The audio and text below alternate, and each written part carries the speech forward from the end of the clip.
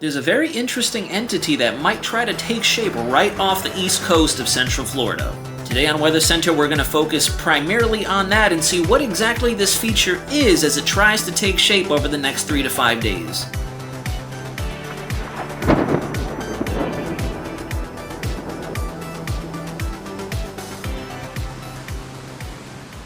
Alright everyone, thanks for tuning in on this lovely Saturday afternoon. We're going to get started with National Hurricane Center's homepage just like we always do because I wanted to give Bermuda an update on what TD15 is doing out there in the Atlantic. This is as of 11 a.m. this morning. We still have winds in the center of 35 miles per hour and it is anticipated to continue tracking off to the north-northwest at a fairly decent click, moving just to the east of Bermuda. So you guys are looking a lot better as we go day to day. We're seeing more and more improvements in forecast trends. So Bermuda, I think it's almost safe to say entirely, you're going to dodge a bullet with this one. We shouldn't see very much influence from this system at all. A lot of us were anticipating we could even see Tropical Storm Nigel form yesterday. However, because it still continues to struggle to further consolidate from its depression state, we haven't seen a named storm pop up in the central Atlantic as of yet. NHC is still predicting we'll get further cyclogenesis with this storm as we go through the next 24 hours. We should likely see Nigel here very soon before the weekend is over with, but for now it's still trying to hold on to what organization it can and further concentrate around that center, and until we can get it to do so,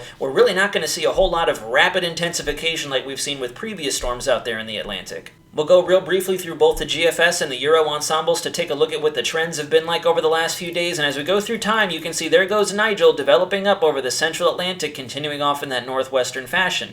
As it gets closer and closer to Bermuda, there is still a couple of members that want to bring it very close to the island, but the general consensus, and I'd say about 85% of the members at this point, are in agreement that it should stay well off to the east of Bermuda, and in fact, you'll actually have a cold frontal boundary working its way through Bermuda at the same time that will act as your safe haven, driving him out into open water away from any kind of potential impact. You can see the same thing on the 060 run of the Euro. As you can see, we have very good concentration in our ensemble members, and as we go forward in time to about the 3 to 4 day mark, we get a little bit of a spread. We're still seeing some of the more intense members on the left-hand side of where most of our members go. However, now we're seeing a clear trend that maybe 1 or 2 out of all the Euro ensembles want to bring it in close proximity of Bermuda. So we can say with a decent amount of confidence today that Bermuda, you're looking pretty green as of right now. I think we can go ahead and back down a little bit on any kind of tension or stress related to Nigel as he starts to take shape in the MDR. Very quick glance, you can see some ensemble agreement near the Cabo Verde Islands for Ophelia on the horizon, but we'll get into her in a later date. A lot of our deterministic models as the 12 Zulu today are also really indicating that we're going to miss Bermuda off to the east as well once Nigel finally gets his act together and forms up. This is the 12Z GFS, and as you can see, as Nigel continues to deepen into a solid Category 2 hurricane, trying to approach Category 3 strength, this frontal boundary indicated by this very thin band of precip right in through here in that 1024 high over the mid-Atlantic states is going to really help give them a nice eastward shove away from the Bermuda Island, and everyone out there should be pretty safe from this storm, feeling almost no impact whatsoever outside of maybe some waves along the beaches. So weather's looking pretty good. That high pressure is going to be a saving grace for sure, and you should actually get a relief from any kind of major weather activity you've been seeing, especially with the likes of Lee having passed through there in the last couple of days. The Canadian model at 12 Zulu echoes the same sentiments as well. As you go forward in time, you can see Nigel deepening into a Category 2 storm. It's very interesting that the Canadian model actually wants to give him a very giant center of circulation. You can see in the wind field here, this is 850 millibars. The model is indicating he should have a very wide center of circulation, a very wide eye, and a very small concentrated eye wall around such a large center. And as we go forward in time, you can see that it keeps it well off to the east of Bermuda with little to no influence from that wind field around his center, outside of the northerly flow influenced on his western side and that frontal system coming off of the United States pushing into the Atlantic. So all in all, guys, I wanted to make sure I touch base with my Bermuda viewers out there. Thank you so much for tuning in. It looks like we are almost good to go in terms of what Nigel's going to do out there. Alright, so let's get into this very interesting phenomena that's trying to blossom off the eastern coast of Central Florida. I've seen a few folks talking a tropical system trying to make shape, but I personally don't think it's going to be too tropical in terms of its characteristics,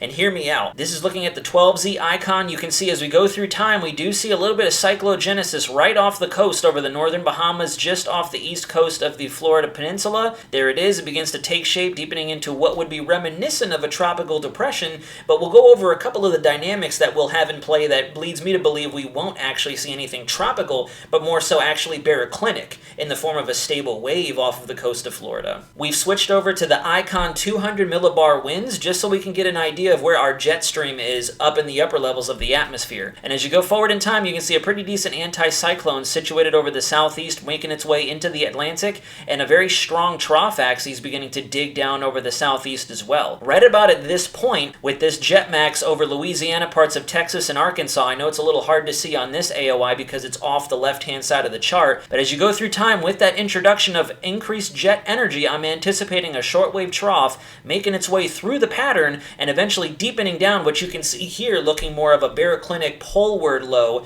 off the coast of Florida. We're going to use the College of DuPage 500 millibar chart here because I love their color depiction of vorticity couplets at 500 millibars, so that way it's very easy to track as we go through time. So as we start the loop, this is our 12Z GFS. You can see our trough axes that help to evacuate Lee making its way off the northeast mid-Atlantic coastline, and we already have a bit of a semblance of a trough beginning to dig in over the southeastern United States. This is the precursor to that low forming up off the coastline, because if you remember from yesterday's video, we also have cold air advection and a frontal system beginning to make way through the Florida peninsula, and eventually will go stationary once again after the likes of Lee, and that frontal system pushing Lee off the coastline can work its way far enough to the east to no longer instigate any of that cold air advection. Now that we have the cold trough in place over the southeast U.S., if you pay close attention to what happens with our mid-level ridge over the southwest, over parts of northern Mexico and Texas, you can see those colorful indications in the chart. That would be your shortwave trough or increased vorticity in the upper levels of the atmosphere.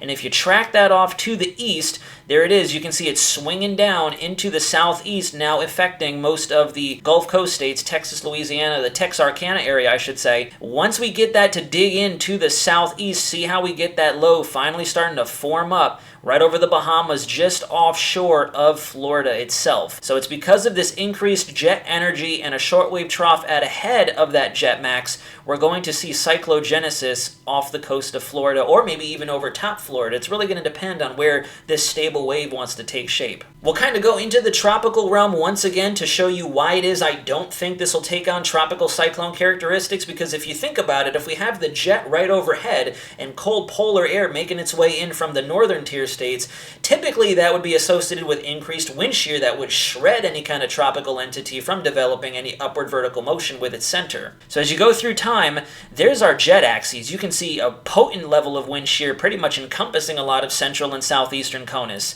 And as you go through time, right about where we're expecting some development to take place, you can see that the model does indicate a little bit of poleward cyclogenesis at 200 millibars, but all in all, there is no way we would see a tropical cyclone take shape underneath such copious amounts of wind shear. To further reinforce my case, we're also going to take a look at our relative humidity between 700 and 200 millibars, because this is also a key ingredient for tropical cyclone development. As you go through time with the introduction of that surface front and surface high pressure supported by the long wave trough at 300 millibars, you can see a tremendous amount of dry air advection actually coming in across the southeast and the northern periphery of the Sunshine State. And as a result, we're not going to have any sort of good ample relative humidity for a tropical cyclone to organize. So guys, it's safe to say this is going to be more so a stable wave with a little bit of temperature discontinuity that's going to tap into after that first frontal system can make its way all the way into the Gulf and sort of go stagnate and really start to modify over those really hot sea surface temps of the Gulf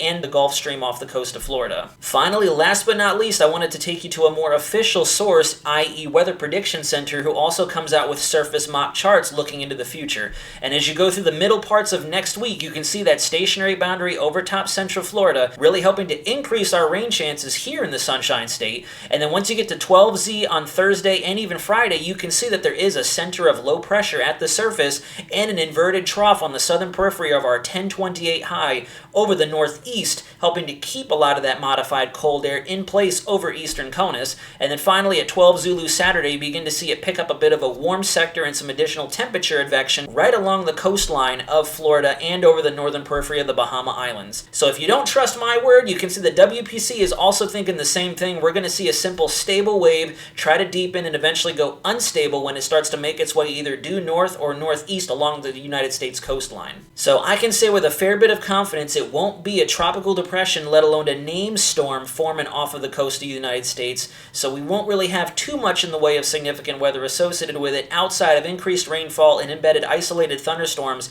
as this frontal system tries to develop and organize before moving out of the AOR. I wanted to jump on today for Weather Center and mainly focus on this because I know with it taking shape so close to home, this would raise a lot of alerts and a lot of alarms would start popping off left and right. So rest assured, we're not anticipating any significant impacts with this. So with all that being said, let's go ahead and wander our way into the good old outro. And that brings us to the end of Weather Center Nazario. Guys, today is Saturday, September 16th, and I wanted to say have a great weekend. It looks like tomorrow, given the fact we haven't had any substantial changes in the tropics or across North America, we will be skipping another episode for Sunday. Reason being, as I continue to update you guys on the rigors of weather out there in the Atlantic and over the United States, it seems like we haven't had much in the way of developments over the last 24-36 hours, so I'd rather not regurgitate information for the sake of my own sanity and for you guys, bringing you all the content and updates that you really need. So that being said, going forward, it looks like Sunday is going to be more of a familial day for me, unless there is something pressing out there that Mother Nature needs me to communicate to you all. I hope everything is wonderful for you guys and you've had a great start to the weekend, and I hope it continues to be as is and stay as positive as possible. Until next time, guys, this is Weather Center Nazario, signing out.